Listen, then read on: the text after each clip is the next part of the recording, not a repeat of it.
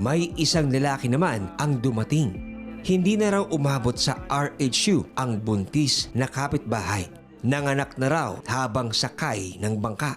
May nag-attend ba doon na midwife? Wala. Wala po. Sabay na. Paano po? Sila mauna na po yung midwife? Itong pasyente natin dito, for Ako na pa. refer. Ako na pa ba? Ang may tuturing na ambulansya ng RHU ay ang multicab na ito. Yan yung gamit natin. Kaso, dalawa lang ang pwedeng pasahero nito. Kaya si Doc, nakiangkas na lamang sa mobil ng Pandami Pulis.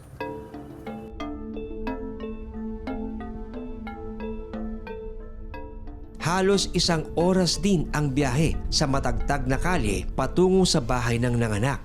Yung initial na sinabi sa akin, baka mag-bleed ba? Kasi yung placenta hindi pa daw na nakalabas.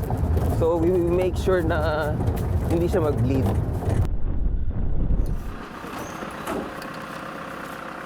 Saan po? Hello?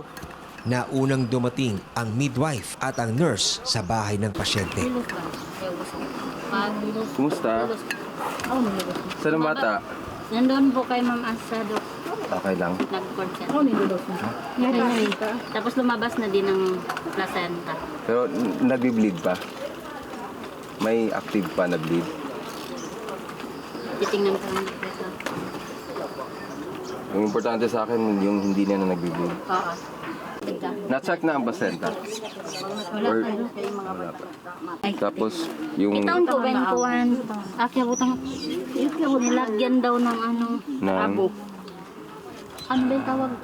Abo. abo, Opo. Abo. Abo check sana natin yung ano ba. Hindi ko na ma-check. Oo. Sige. Or ano yan siya? Cultural ba yan? Ano? Sa kanila. Sige. Hindi natin maano. Okay, hindi na. Basta wala na nag-bleed. Hindi na daw. Pagdating namin dito, Congratulations.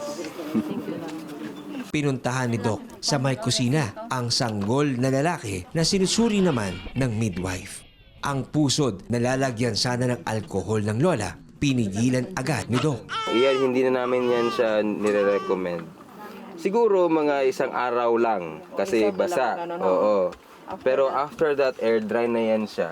Moist yan siya always. Yung infection, yun. Gusto nila yan.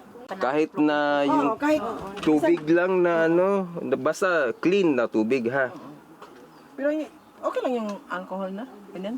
Hindi nga kami nag-ano ng alcohol, hindi kami nag-recommend din. Din? Pero kung wala talagang source of clean water na pang ano lang, Panglinis? oh, okay na, okay na.